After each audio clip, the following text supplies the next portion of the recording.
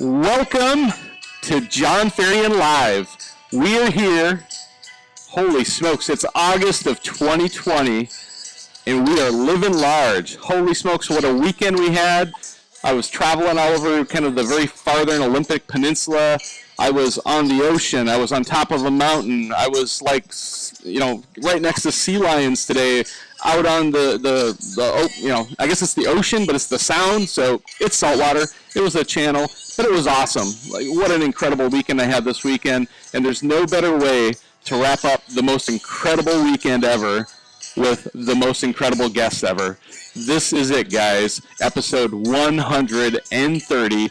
We're bringing you Dan Adams and Aaron McCarthy here live tonight. This show, guys, is going to be off the hook.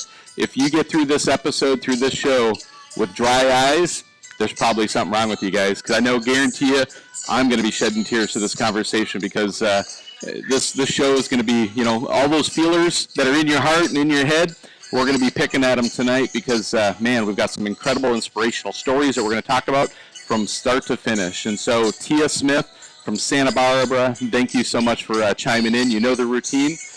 Everybody, just drop it in there. Let us know where you're watching from, and be sure to share this out. We've got an incredible episode tonight. David Wagner, love it. Thank you for chiming in, Southern California. Anybody else who's watching right now, get in there and share the show out. And guess what? I went through the Fly website here today, and I thought, you know what? I haven't given away any Fly racing socks yet. These are the factory rider socks. Guess what, guys? I'm going to give away 4 pair to some lucky winner. There's 4 different colors here. You get one of each color. They're up, $13 per pair. We're going to give away 4 pair of Fly racing socks tonight for just sharing out the show, watching the show, and getting involved. So here we go, guys. I'm going to turn off the music. And as you guys know, we've had Dan Adams on the show before. I was just down to Aaron McCarthy's house here about a week and a half ago, and met him in person, and I am stoked for this episode. So just a heads up, Aaron and Dan, I'm going to be dropping the screen here in 3, 2, and 1. How's it going, gentlemen? Doing good. Thanks for having us again, John. This is awesome. Yeah, I can't wait. How's it going, Aaron? Hey, how are you? How you doing? I've got people yelling at me. I've got Eric asking me why he can't see us. So tell him to go. Anybody who's watching, tell him to go to John Ferrian's Facebook page, and hopefully we get there out there. So just special favor for some of you guys that are out there watching the show, like early on, share the show out to some key places. We got Sledders, the 2.0 page, the Sledders page, Sled Addicts Nation. Share it to your personal pages. Tag in Dan Adams, tag in Aaron McCarthy if you're friends with him, and some of his friends will be able to watch. And so, Aaron, maybe your wife can see it and share it out on your page or something like that, and they can get in there and see it. But if nothing else, there's always the replay. But yeah, it's always fun trying to get everybody dialed in to find us. So, you guys, this is going to be I'm just going to call it. It's like Babe Ruth calling the home run, right? It's like this show. There's very few shows that I throw out there. I call them epic-sodes, E-P-I-C, epic-sodes. This is going to be an epic-sode because I've heard this story through, Dan, through your eyes. I've heard your story through Aaron's eyes, and I've witnessed it through my own eyes. And we've got quite a treat for everybody who's watching tonight. So I appreciate everybody sharing this out. Buckle up and hang on. And so, Dan, if there's even one remote person left in this entire planet that doesn't know who the heck you are yet, let's give them the 30-second version of who Dan Adams is. Give us a rundown quick, bud. I am Dan Adams. I live in Alpine, Wyoming. I turned 45 years old in 2 days, which is why I'm out jet skiing and doing some craziness and just trying to, just like the hashtag on your shirt, John, I'm just trying to live large. We are socially distanced here in Alpine. I'm trying to stay safe, trying to stay healthy. I've had a crazy week. I'll just say it. I just lost my father this last Saturday, and so my family has really come together, and we've just been holding on strong and trying to be there for my mom and the rest of the family. But we're good. We're celebrating my dad's life. We've had some ups, we've had some downs, but I'm telling you guys, my dad is finally at peace, and I'm at peace, and so is the family, and it's been really, really good. Anyway, I'm the owner of Next Level Riding Clinics. We started Next Level in 2008, and even believe how quickly the time has gone. 12 years of, well, trying my best, right, to make people better riders. And it's been really, really fun. And so, yeah, I grew up in Jackson Hole. I live in Alpine now. For those of you that don't really get that demographic, I'm like 35 miles south of where the billionaires are pushing out the millionaires. And we live in this little community that's got just about everything that I need. It's an amusement park with no admission. You got to go and make your own fun. And it's by far one of my favorite places on the planet. I've been able to ride a snowmobile in so many places on this earth, and I still love my home. And it's why we created it. It's why we have next right here on all four sides. It's a really, really fun place to be. I can't wait to get Aaron out and get to enjoy this.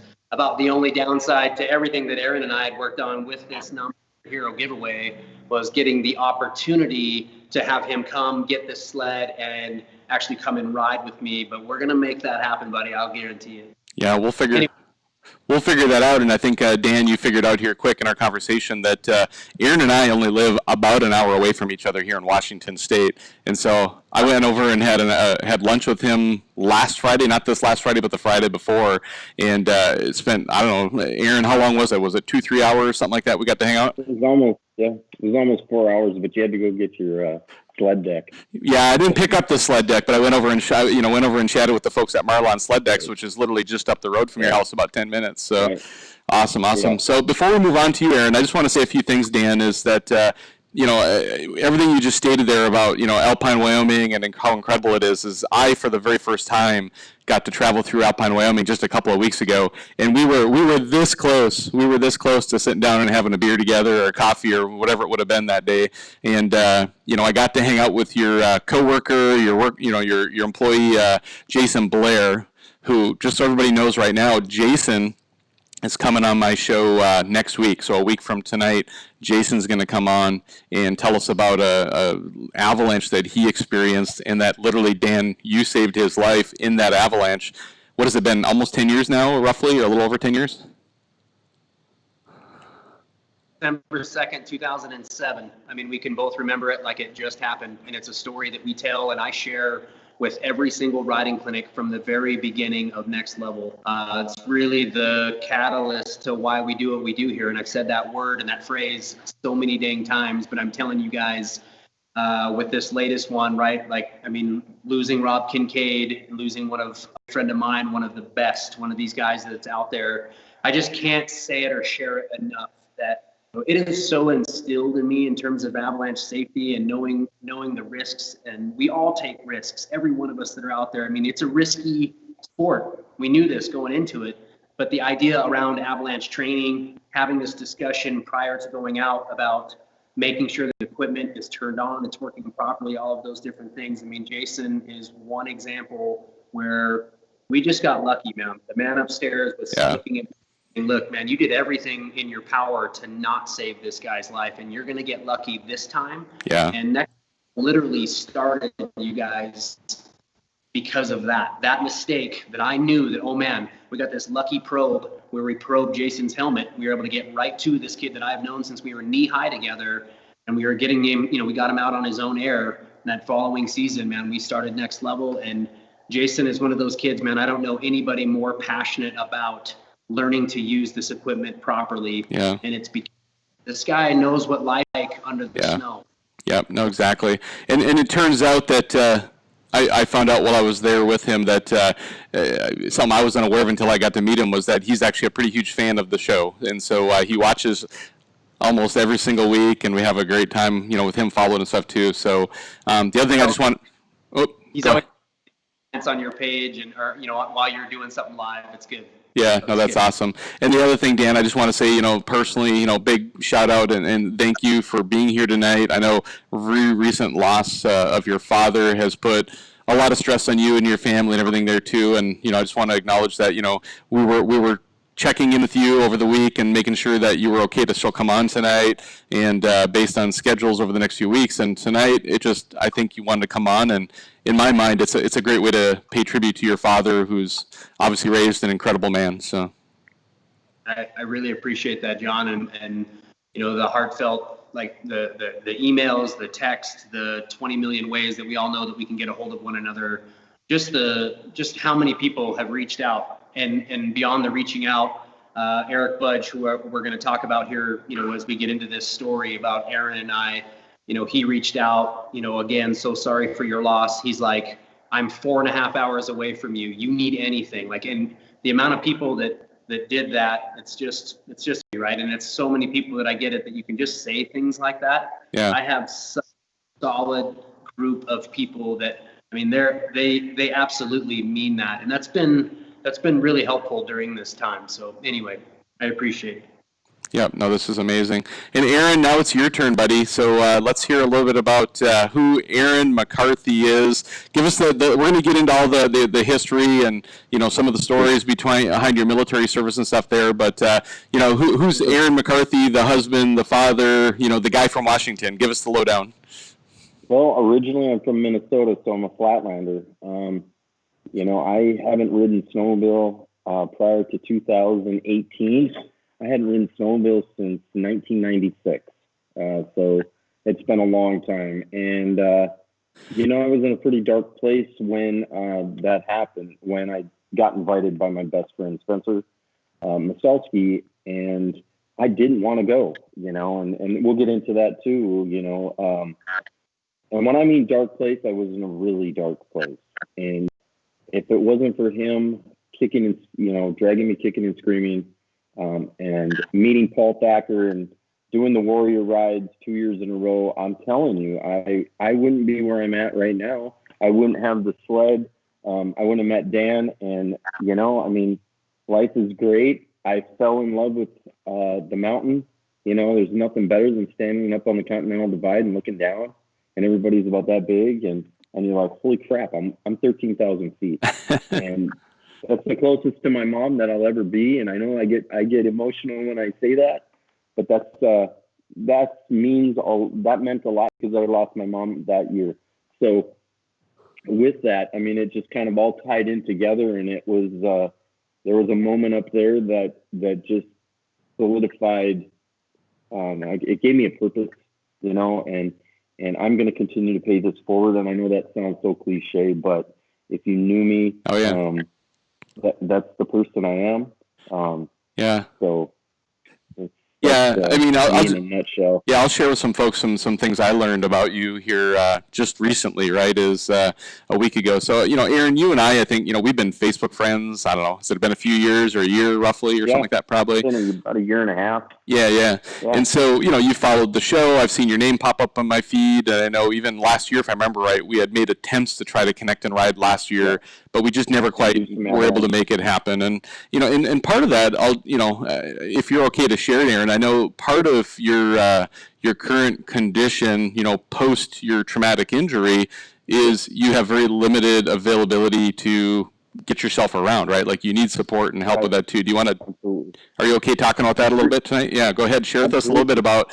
We'll go back to what actually happened with the accident itself, but for now, let's talk a little bit about some of your current limitations when it comes to like just getting to the mountain or going and picking up the sled this last week too, just so people have an understanding. Because I think the reason I even bring this up, just so everybody's clear, is that there's many people out there that we all find in this world who, I look at Aaron, I talk to Aaron, like he seems quote unquote like any other dude that I know, like he's amazing, right?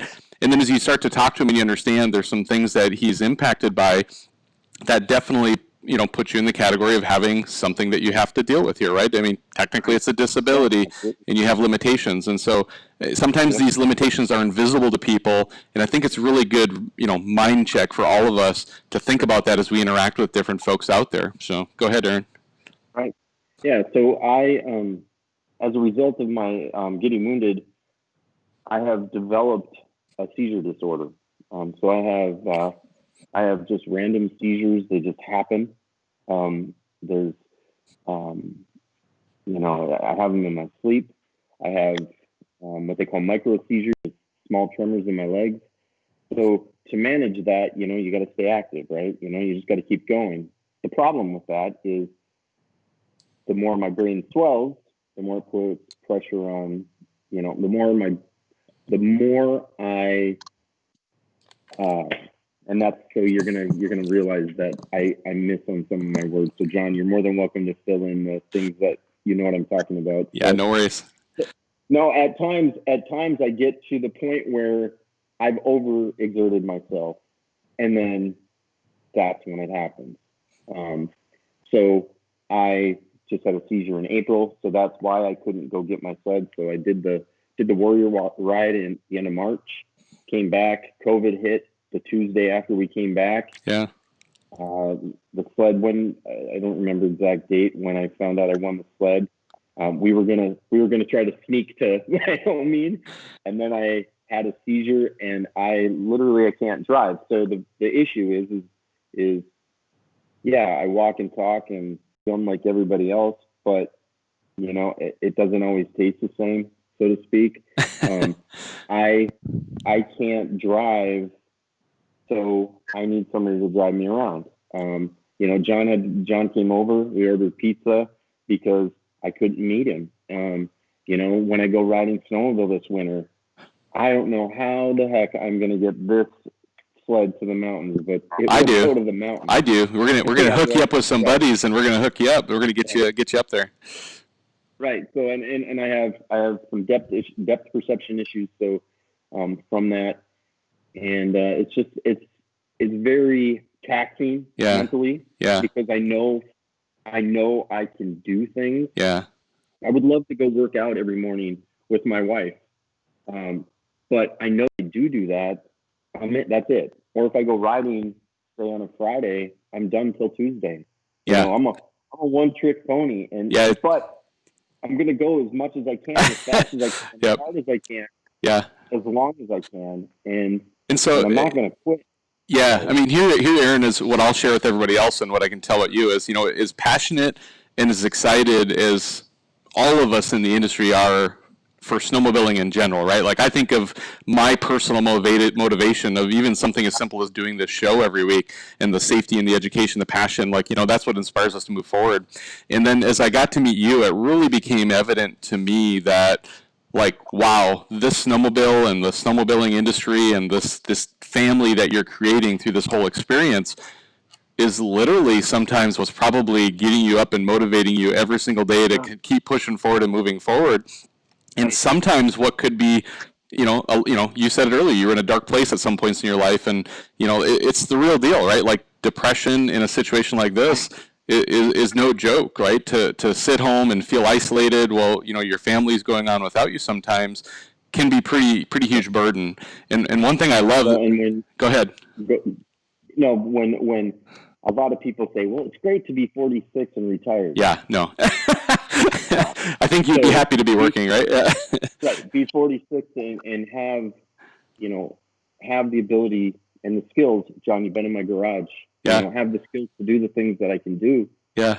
And only have 4 hours a day to do it. Yeah. And that is where the depression really kicks in. Yeah. The caveat to that is, or the flip side of that is, when we went to Dan's and we watched my 12-year-old get on Dan's 900 jet ski, and after 5 minutes she is ripping around on this thing, and she's a natural. Yeah. That's where I can go, you know what?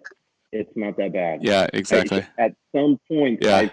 At some point, she's picked this up from me. Yeah. And she can't stop talking about riding. Yeah. You know, we did a garage sale this weekend, and she made $40, and she was mad because she couldn't get the rip saws. Yeah.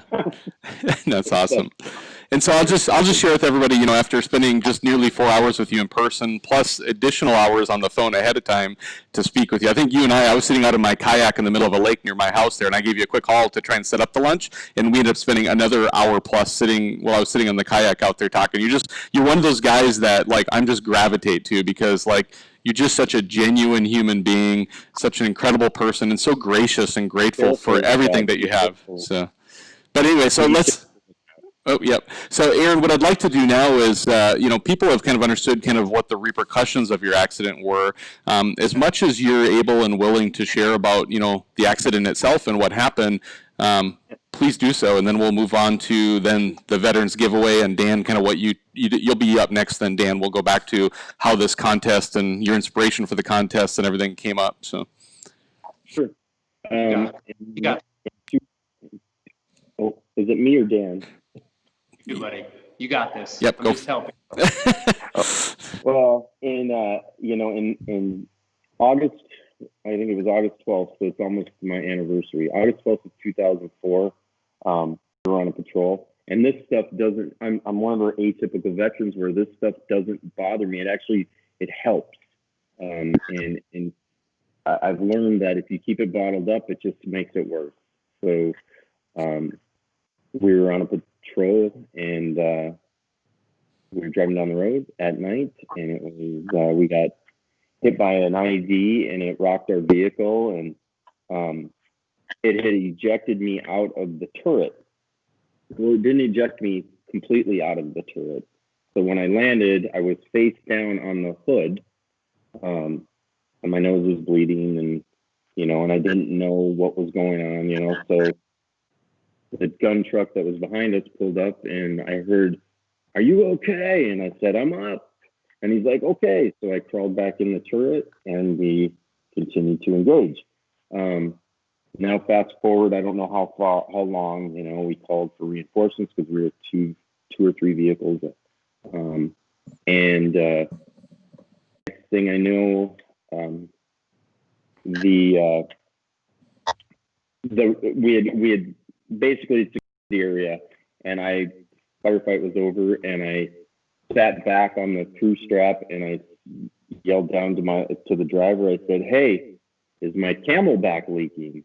And he's like, "Well, let me look." So he shines a flashlight and says, "No, Sergeant, you're leaking."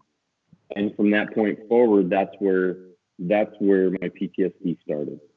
And so I came home and had surgery, and surgery on my nose, had surgery on my shoulder. And I dealt with a lot of the physical stuff, but never dealt with the psychological stuff. Never dealt with the PTSD because I pushed it back. I was too tough, right? And I went on another deployment. Didn't deal with it, and I started getting these tremors in my legs.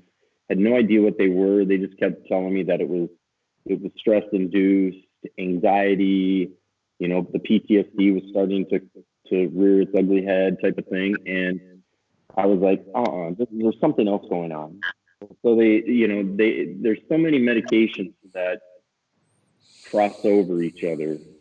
So you've got one medication that works for depression, and it also works for seizures, and then you got one that works for seizures, and that makes you really depressed. And so play that game for many years, and what that ends up creating is more PTSD. It makes it worse. So it makes me more depressed. But now I've got a family, and I'm trying to be a parent, and I'm having surgeries, and I'm still trying to stay in the military, and I'm trying to work every day, and then it just comes to a head. I'm told that I can no longer serve. That's it. I'm done. And it's tough because that's all I've known. And so when you walk away, and the stigma is there, where the PTSD at the time, where the PTSD was so secondary. Hey, guys with PTSD, it's an adjustment disorder. You just came back, you're just a little overstressed. Well, now, studies have shown, PTSD is it affects you physically now. So, so absolutely. So, I developed atrial flutter.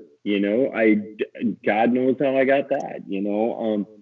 So I started going down this rabbit hole, and if it wasn't for Spencer pulling me back out of that, and my wife as well. I got to give a lot of credit to her, because she is Dan met her. She is a rock, absolute rock. She's active duty as well. She is the hardest, most driven person I have ever met in my whole life. She's just got her master's degree. She's working every day. She gets up at 4:30 every morning and rides bike, does her whatever Pilates or CrossFit or whatever she's doing. But she doesn't stop, and then she is taking on a lot of that. Well, now that in the last 3 years, I've dealt with this stuff and I've learned how to manage it. Now try to be a parent to teenagers. There you go. When you were supposed to be that parent early on, and it's been a hard transition. So we're learning, we're working through it. But this is probably, like I said, when I got on top of that mountain, this is that outlet. This is that thing that broke me out of that shell, and I can't explain it any better. So. Yeah, no, that's amazing. Thank you so much for sharing all of that, Aaron. I really do appreciate it. And as I get to know you, and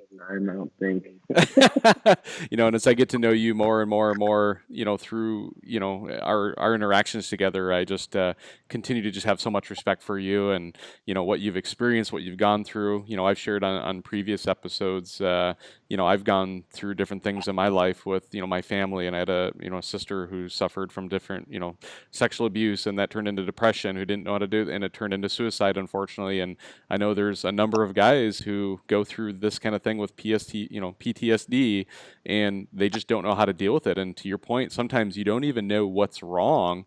And so here you are 1 minute, this hero, this invincible person, and then the next minute you're in the situation you're in now where you're relying on everybody around you to support and help you to get through life.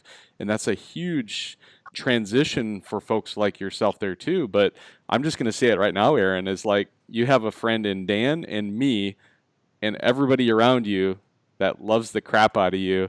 And we value, and I'm going to tell you, Aaron, I never met you before. I don't know the old Aaron. I love this Aaron. I love this Aaron right now. And you're amazing, dude. I can't help but want to be around you. So. Well, thank you. And like I said, I'm probably the hardest on myself. Yep. Yeah. Enough said. We're going to go back to Dan. And Dan, you and I, just before the show here, we were on for a little bit in advance here with Aaron listening, and you shared with me the inspiration for what came up with the concept or the idea of the Heroes giveaway, right? Was it Nominate Your Hero giveaway, sled giveaway? And I'm going to turn it back over to you and let you chat about kind of heydays a year ago and what happened to you there and how this has kind of evolved. So the platform's yours for a little bit here. Go ahead, buddy. Awesome. I gotta back up, Aaron. I mean, you told this story to me too of the accident, and it's just amazing to me. And I do agree with you that PTSD and how you've dealt with that. I think that you opening up to now you're on John Ferrian Live. I mean, I think that this is helping this outlet. I think that you actually talking me through.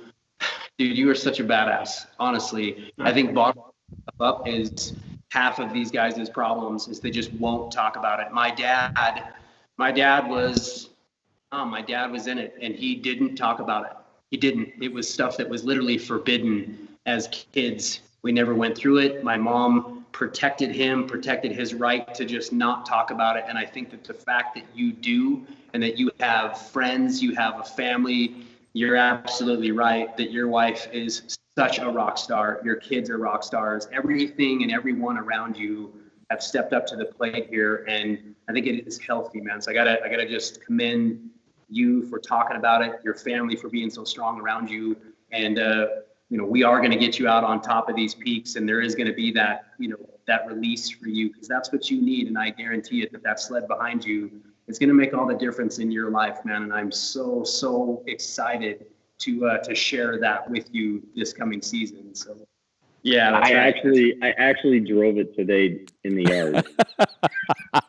You wore your helmet, right? Safety guy has to ask if you wore your helmet. Yeah, that really nice helmet that I got back there. Yes. So inspiration, guys. So how this thing came about last year, heydays. Largest sort of intro snowmobile show of the season. We're all excited. I work with Polaris Snowmobile, have for the last 12 years. They've been such an amazing family to me.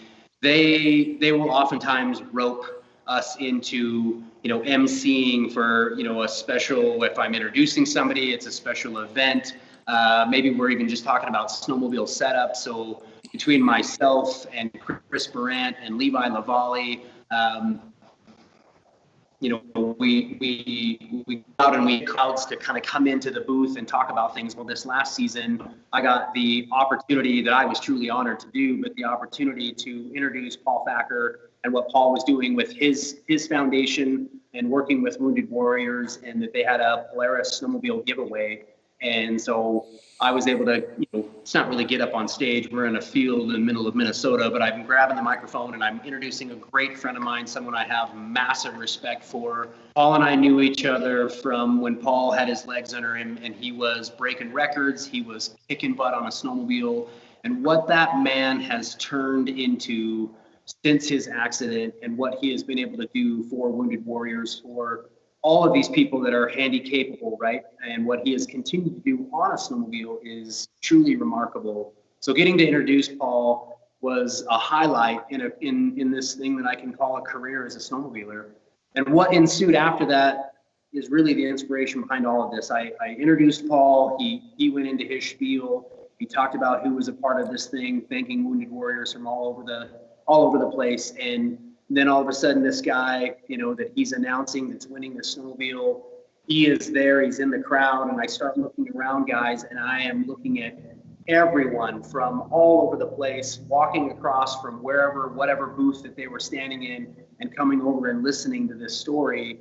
And by the time Paul is sort of at the final stages of doing this giveaway, as I look out there, guys, there's not a dry eye in the area. I'm looking out at every single person, including myself. This is such a special moment in this person's life. And Paul announces out the winner. This guy comes up, they get him on the microphone. He's pretty choked up. He doesn't have a whole lot of words to say. But we left there, and I left that spot right then and there and was like, I am going to do something just like that. I am going to provide. I am going to give back. And as you have used already, Aaron, pay it forward. And to get to do this, so fast forward to what you and I have just done with this Nominate Your Hero giveaway and putting this out there to everybody, giving everybody this opportunity to nominate someone. And we called it that because I wanted people to work for it. I didn't want it to just be this drop your name in the hat or some sort of raffle. I wanted to hear and read these stories of these people that were getting nominated, and so anyway, that's how this whole thing happened. And we've got to talk about Eric Budge. Eric is someone that I met you guys probably saw from following me that a summer ago I got to go and ride in Chile with Chris Brandt. Certainly a highlight of my career, and reasons why too is getting to meet the people that I did while I was down there. But I think a lot of people have this perception that someone like Chris Brandt and I get to ride and do things together all the time. And we're so dang busy with what we do here at Next Level and then him at Brandt's Backcountry Adventure that we never get chances to ride. And so being in South America and being that many miles away, and we had 4 days of getting to cat and mouse one another through the trees was some of the most special and fun times that he and I have ever got to spend together. Because most of the time, guys, when he and I are riding, someone is saying action. And someone, I need you to do that again, only do it better or something, right? There's always there's always a task in mind. And this was just getting to do some free riding. Well, while I was there, I got to meet Eric Budge. I got to meet his son. I got to meet his main guy, Kyle. I got to meet just the crew that he was down there. And we just happened to land riding in Chile at the same time frame. Little did I know that this was going to be a person that I would become really good friends with, and someone that was responsible and came to me with, hey, I want to work with you. Let's get a snowmobile and let's do some type of contest. He had no idea what the contest was going to look like. And this is this guy, you guys, where he didn't want any credibility. He didn't want anybody tagging anything. He didn't want any of this. He just wanted me to know, and my wife Irina to know, that this was sort of the backdrop of, or the backbone to what this giveaway was going to look like.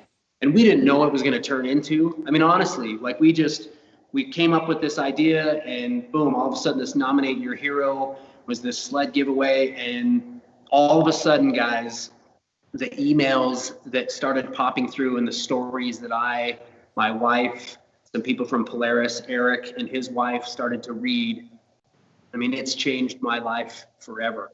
It's given me a whole new outlook, a whole new perspective of what a lot of these families have gone through, and not unlike what Aaron's family has gone through, the sacrifices that these people have made so that I get to do what I do. And so many of us get to do what we do. Those freedoms that I'll just say it, that I took for granted.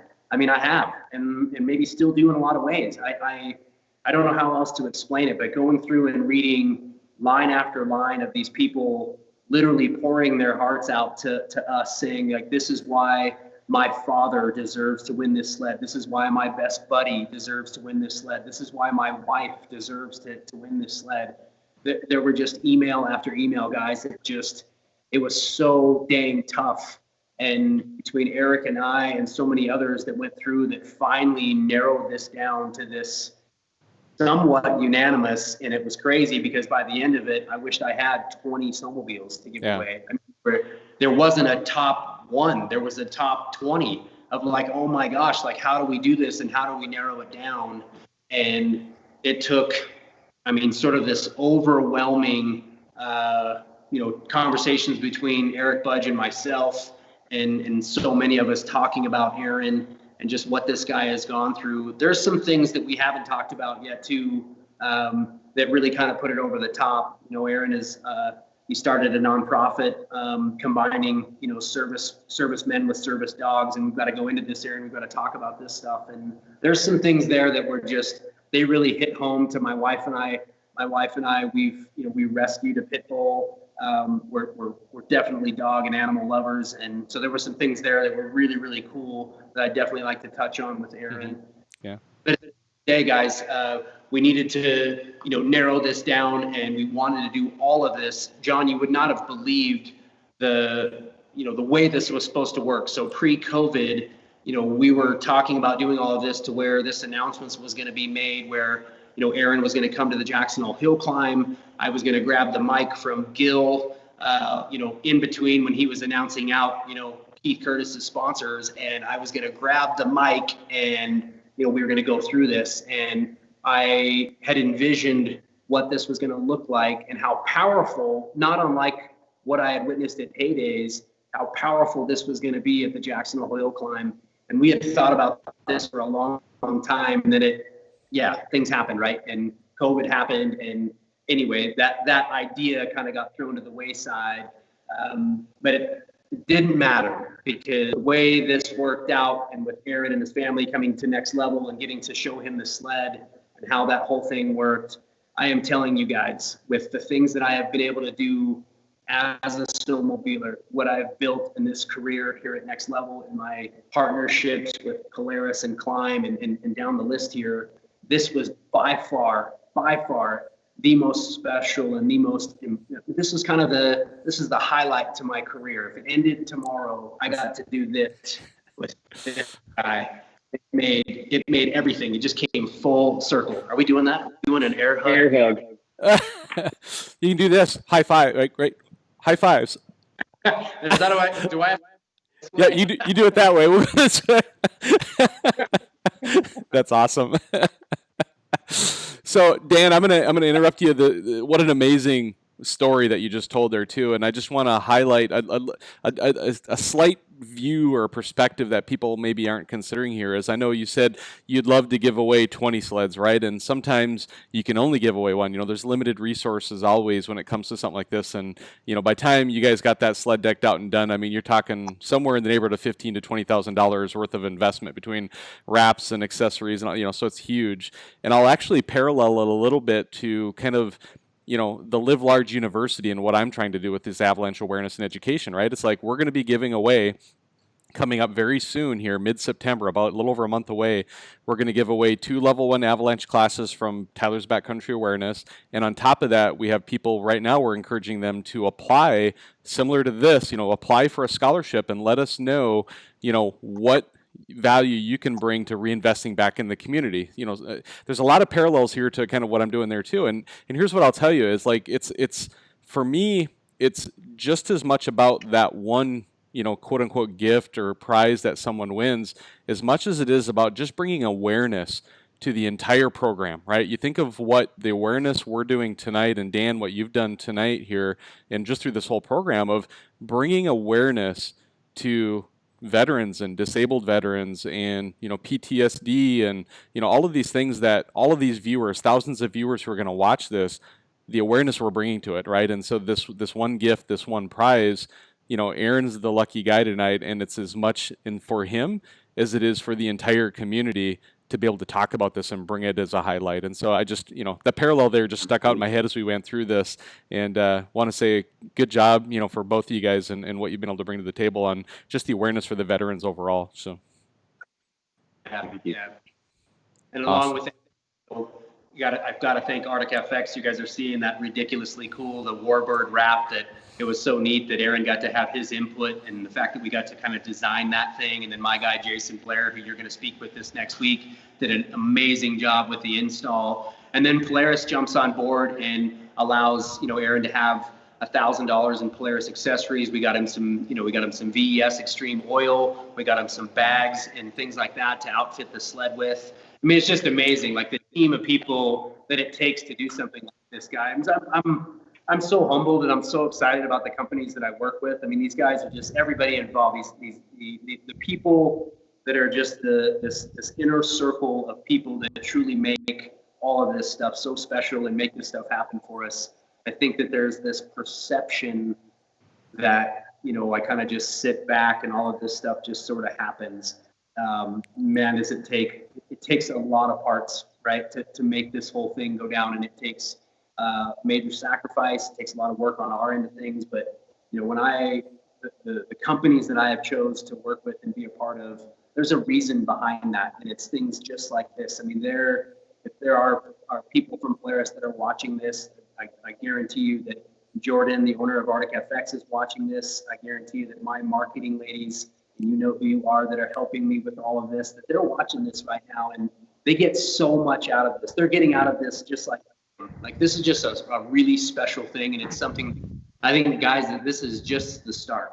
Yeah. So this is we wanted to kick this thing off. Next Level has never done a giveaway of really any kind. I mean, we've done like the local giveaway here to like to the fire department. We'll give away a riding clinic here and there, but we've never done something on this scale ever before. And I'm just telling you that we're not finished, right? We've got more of this stuff happening, and get so much feel good out of this that not only did I stoked somebody out giving them some product, I just gained a friendship unlike anything that I would have ever expected, right? I mean, Aaron is somebody that, regardless of this snowmobile, that I want to hang out with, and I want to hang out with his family. And the fact that he got to share, that day with me and your daughter out jet skiing when we could tell she was looking at her phone and she wasn't going to have any fun that day, and then it all of a sudden turned into she's having life.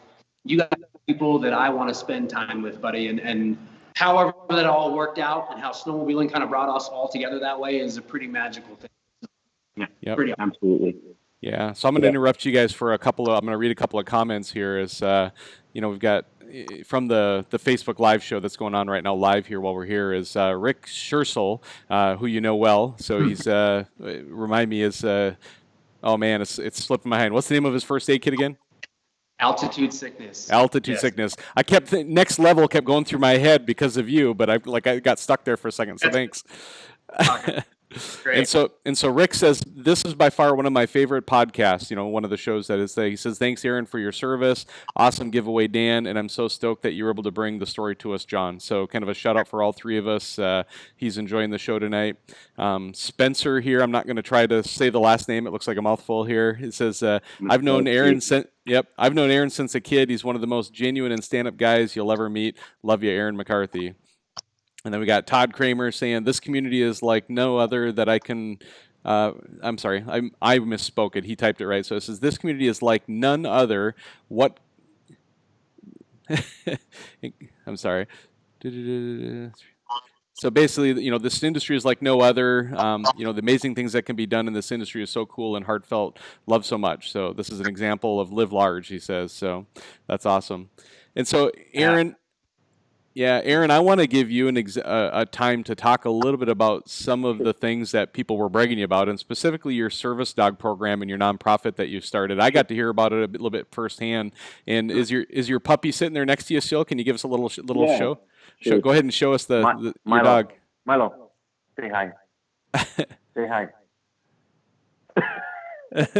we can kind of see the edge of him there a little bit. We got to see his ear, but and so I got to meet Milo when I was there for pizza the other day, and Milo's an incredible dog, but a little different than your average dog. He's actually a service dog, and Aaron will tell us a little bit about Milo specifically, and then also Aaron, tell us about the program and the nonprofit that you've started and what you're doing to support other veterans. Sure. So I'll start with the nonprofit and kind of piggyback off of what I had recently talked about. So go back to the medication side. When I didn't know, when I was dealing with the physical side of it, and also dealing with the psychological stuff. So I'm getting all this medication, right? So a lot of these medications are contradictory.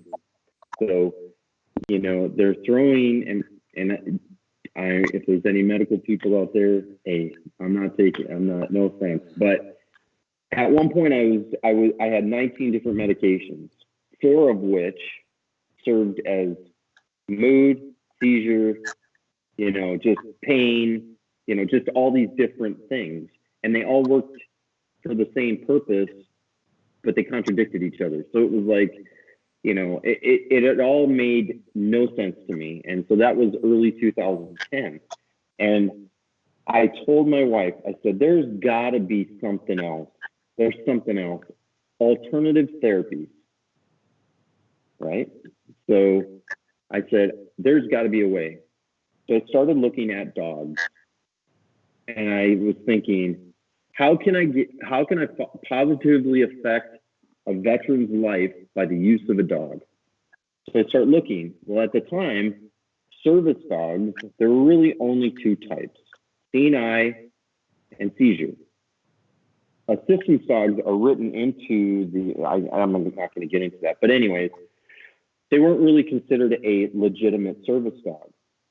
So I started doing more and more research, and I'm like, you know what? This makes no sense. So I got together with a couple of other veterans. Carlos Montalvan, he wrote a book, Until Tuesday. He's a famous Army captain, and he ultimately committed suicide, which had nothing to do with this. But Carlos came out here, and we sat down and we talked, and we actually went to Washington State legislators, and we actually had the law changed here in Washington State to address assistance dogs, which that now is officially rewritten into what the service dog standard is throughout the United States. So that was kind of the Carlos took that and went to Washington. It's amazing. Long story short, the service dogs can help in many different ways. For me, my dog helps me with PTSD, helps me alert me to the pre-seizures. So if I'm getting overly stressed or I've overexerted myself, he will not leave me alone. And John, you've seen it. Yep. He's constant. And then I know I've got to stop. And I even told John when he was here, 2:30 is my cap. That's it. I've got to stop. So in 2010, we started the organization. Our main focus was to help our fellow veterans regain their independence by the use of the service dog. And so many veterans we've helped. We've helped 30 plus veterans throughout the last 11 years, or 10 years. It has been life-changing. The issue with that is it's hard to be the president and be a client. So I stepped away I had to step away in 2016 because it was just too much for me, because I still hadn't addressed my PTSD issues. Um, so then I got Milo in late 2016 as a puppy. And how we do it is we take him as a puppy. We take a veteran, we vet the veterans. We find puppies for them that will match to their needs, i.e. size, personality. You know, we have certain things that we're looking for in the dog, and to cater to the veteran's needs. And then what we do is we work with the veteran dog team throughout the first 2 years of the dog's life to train that dog up to the point where he's service dog ready. It doesn't necessarily mean the dog will ever will pass the test, which we've had about 95% pass rate, which is huge, because it's just, we know what we're looking for. That's awesome. And then from that point, the dog and the veteran team are matched, and then that's throughout the life of the veteran, or throughout the life of the dog. And then now we're back 10 years later, so we have veterans that are now on their second dog, because their previous dog has, he's aged. And typically you get about 8 years with a service dog, because unfortunately you're shortening their lifespan, because you're adding way more stress and anxiety to that dog than that dog can handle, but they can't stop. And that's why we stick with labs predominantly, because they're the most docile, they're the most friendly. And I always tell people, what would you rather do when you walk up to my door, pet my lab or pet my Rottweiler? And that's it. So that's kind of how our program started. I started it by myself. I found a trainer that is nationally certified, and she lives in Kent, and she has been my partner ever since. Her name is Debbie Thayer. Our service dog organization is All American Assistance Dogs, so donations are great. We're doing good. I mean, we've slowed down a little bit, but I think that that's with everything, right? You kind of go in peaks and valleys, but we never stopped.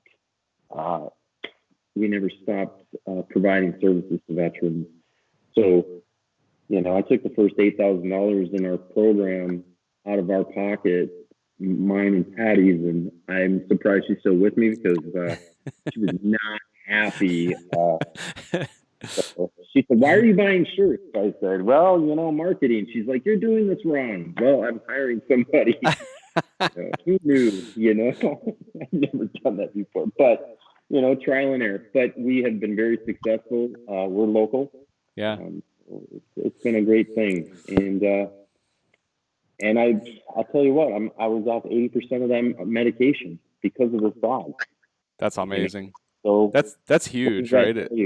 Yeah, no, that's amazing. That's amazing. And so, there's all kinds of alternate, to your point, there's always some kind of alternate treatment versus your traditional, medication or doctor treatment, that kind of thing too, regular medical world, and, service animals. And, I've got actually a friend who lives in Minnesota, not a snowmobiler per se, but he's been a motorcycle drag racer, but his wife actually is a psychologist in Minnesota, and they do work with horses, right? So they do a lot of psychological treatment with horse therapy and equine therapy and stuff too in Minnesota. And it's just amazing to me every time I hear these stories of how animals can impact and change people's lives the way they do. So that's awesome. So well, and to piggyback off what you said about alternative therapy, this is my alternative therapy. I mean, and that's, I'm hard-headed, and it's hard for me to say I can't do things. Yeah. Like I can't drive, or I can be home by myself. Yeah. Or I can go snowmobiling by myself. I know that's just not my cards anymore. But it's these alternative therapies, these different ways for people to work through their PTSD or. So Aaron, as you're talking out loud, my own head is spinning, right? And I'm coming to this self-realization here live on the air in front of you guys that my sister's death, she was 15 years old, I was 10 years old. there's no way that I didn't suffer some way, shape, or form of PSTD from that situation. And I've always kind of tied in, my desire to support and help others and to reach out to others and to do things like this show, frankly, because of it. But like, I've never really put the dots together the way you've just articulated them tonight about, alternate therapies for PTSD, right? Like, maybe I didn't personally go into what would be a traditional depression per se, but I would tell you that there's probably almost on an annual basis, when I think about the day my sister passed away or something like that, that it really hits me hard. And I think about like my passion, my live large, the whole thought process of live large and what it means to me. It's like live life to the fullest, make the most of every day, and help others, right? It's like what it's all about.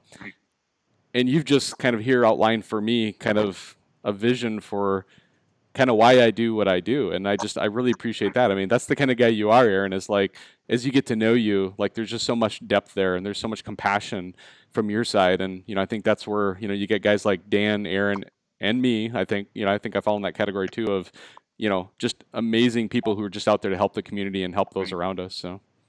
Well, like I told Dan when I was there, he's like, how do you do what you do? And I said, you got to get up every morning, put your boots on, and take that 30-inch step, right, Dan? Yeah. That's what we do in the military. Keep moving forward. You can't stop, and the minute you stop is the minute you're dead. Yeah, that's true. You're dead inside. So I just can't do it. Yeah, so. And there's so much, personal, happiness that happens, giving opportunities to be able to tell stories like this on the show. Dan, the personal happiness you got when you saw and you got to meet and interact with Aaron, and all the things that we do every day. And then Aaron, your personal happiness of, the compassion of everybody around you and your ability to then give back through your service dogs and stuff too. It's just, everybody is in their own like circle of life, if you'll call it that. And I just love this sport. I love the people in it, and it's such an amazing place to be. And I'm so honored to be on the show with you guys, both of you tonight. So. Thank you. I appreciate it too.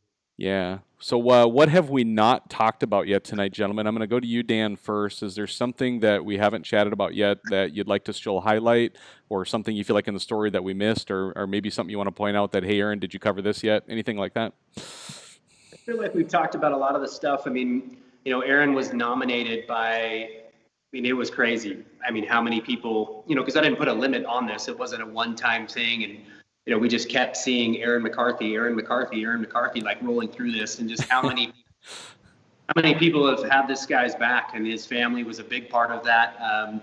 His oldest daughter, his wife. There was friends that were in there, and then in each one of these stories that we read, and like I told you, it was some of the hardest things that I've ever got to read and just go through these. Every single one of these things, I'm wiping my eyes, and I'm just like, my gosh, like I had said, I wished I had 20 snowmobiles to give away. It was just one of those things that it was completely unexpected, in terms of how we did this. But I'd still like to just touch on this idea that we're not finished. We want to continue to do this. Eric Budge, after he was here during this, when Aaron came and his family were here. And so Eric made the special trip up from Utah to be a part of that for that day that we were here. And it was just, he is just such a riot. He's such a good human to be around, and he's not finished either. And so I would just reiterate what I had said, that we're gonna continue to do stuff like this. I think this is something that is truly important. And I get to meet great people. I get to be on a show like this with you, John, and just continue to just share this passion that we all have. Like you had said, this sport is very unique in terms of the depth of people within it, and it's just great. It's just a big family-oriented industry, and I love being a part of it. Big shout out once again to the people that were involved with this particular, Nominate Your Hero giveaway. And I just can't thank everybody enough. And I think that we've covered a lot of this stuff. If there's any other stories that Aaron may have kind of moving forward, and I get that, Aaron, that as much as there is things that I think are helpful in terms of what you've been able to share, if there's anything else that you've got, I think that it's worthy of people knowing. People know, and I've tried my best to kind of let people in on what Next Level is and what we do here. Sure. I'm just a normal dude that really, really, really likes snowmobiling feeling. And I feel like I've done it enough that I've got a pretty good way of explaining it to people. I'm a very extroverted person, which is kind of fun about you and I, John, you and I are like, it could be 3 people at a coffee table, or it could be 3,000 people in a big auditorium. And I think you and I can still just go through it. And I watched the way Aaron interacted with me, and knowing what he knows and knowing that the demons that he fights, it's pretty amazing that this guy is strong enough and has the will to come onto a show like this. I can remember, Aaron, when you were here, and this is not water. We had breakfast, and right after, okay, let's go do this. I'm so excited for you to see this sled for the first time. And I kind of got out of the restaurant, and I kind of went to go leave, and nobody was behind me just yet. So I circle back around, and I get over to where you are, and I remember like rolling up to you and you being a bit, apprehensive about coming in, like thinking that I had, well, maybe you thought I had John Ferrian live, like hanging out here. And I literally had to just, let Aaron know that, look, I'm going to film this with my phone. I'm going to do an Instagram story, and I'm going to be straight up with you that there isn't some, camera crew or film crew here at Next. And I just had to literally like let him know that like we're going to go at the pace that I feel like you're comfortable with. And the moment that you're not, we're going to stop. And it's just the respect that I had for Aaron, the idea that there is some of these things that I would imagine would be fairly overwhelming. And I thought that was just important to be your level as we went through there. And I hope with as excited as I was and as excited as you were with everything, that I hope that the way we did that was what, was at your speed. Absolutely. The fact that you came in the door, and my Instagram story, in all honesty, to everybody that watched that, was really lame. Like I didn't get what I was hoping to get, John. I mean, I really did need somebody else. And I'll tell you the reason why is that it was really hard for me to do my own filming of that, because I so wanted to just be right there and watch Aaron's expression. And you guys, he went down to a knee. He put his hands like this and then his head down on the seat. And I mean, I could tell that it was a really meaningful, that was this part of his life that was really, really special. And I'm sitting there trying to hold the dang button down and do this, this good job of this story. And in hindsight, I, as much as it maybe have made you a little bit more uncomfortable, if I could have had those moments and allowed other people to kind of see what I was seeing and kind of share that moment a bit better, I know that part would have been good. And so, when we do it again, because we are going to continue this, and Aaron and I, we've got some really special things that are happening this season with a veteran ride that Aaron and I are putting together. So we're not done in any way, shape, or form, and he knows this. It's going to be really, really exciting. And I suppose in closing, after this rambling that I tend to do, and John, you know this about me, but I cannot wait, Aaron, to be another one of your alternative, therapies. I can't wait to be a part. You've had service dogs, you've had all of these things, and talking about this as help and being these alternative therapies, and I get to be one of them. Yep. No, that's amazing. And so, with Jackson Hole being, canceled and not being able to do it there, and then seeing kind of the posts on Instagram and just getting to know Aaron and knowing you, Dan, as well as I do now after we've met a few times, over the shows like this, is like, I also believe that this story deserved so much more. And hence the reason I brought you guys on. I reached out to you, Dan, I reached out to you, Aaron, and both asked you guys your permission. Can I help tell this story, right? I'd love to, this is the kind of stuff that John Ferrian Live is all about, the live large attitude, the live large mentality, helping others, getting the message and story about it, the incredible things that happen in our industry. And, Dan, I'm just going to throw out a permanent invitation. If there's any way, shape, or form I can ever help you get any message out about something along these lines, or, anything else that you're doing in the industry, that's all feel good stuff, please include me at any point in time. And if I can help you get the exposure a little bit more than maybe you already have, there's no way I can compete with your YouTube following, but here on Facebook, I think we do okay. So appreciate the kind words about the channel, you guys. The YouTube channel to me is it's such a fun thing to watch it evolve, and we don't have to, but speaking of evolving, like what Aaron and I have planned with these, John, I would absolutely love to have you be a part of this. Once we get these things off and running, and if they work the way Aaron and I have kind of pre-planned some of this stuff out, it would certainly be an honor for us to have someone like yourself to be there and maybe document or do something live while we're doing it. I think that there's so much healthy, the idea behind doing this and getting these people that I know Aaron has got stories from the Wounded Warrior rides that he had shared with Chris Moran and with Matt Entz about others that were there, that, I mean, this is so life-changing to them. I mean, for guys like me to be involved in something like that and share these opportunities, I mean, it's stuff, guys, like I told you, it's career highlights. I mean, it's not about this epic POW day or this crazy reentry or this thing that I did or this contract that I signed. It's not that. It's these things like this and these moments in time. That's right. Stuff in the heart. It's in the heart, right? That's the stuff. At the end of the day, when I finally hung up the helmet, these are going to be the things that are going to sit with me, and I will feel so blessed that I got to be a part of those situations, those friendships, the camaraderie that was built within this. I mean, that's the part, guys, that I'm going to take with me, and that's the things that I think mean the most to me. Awesome. Aaron, final words, final thoughts, sir. Yeah. Well, so, when he was talking about, when we won the sled in Jackson Hole, you take an exceptionally average guy that does exceptionally average things and he wins the golden ticket, right? Willy Wonka. And then it's like Willy Wonka, right? The golden ticket.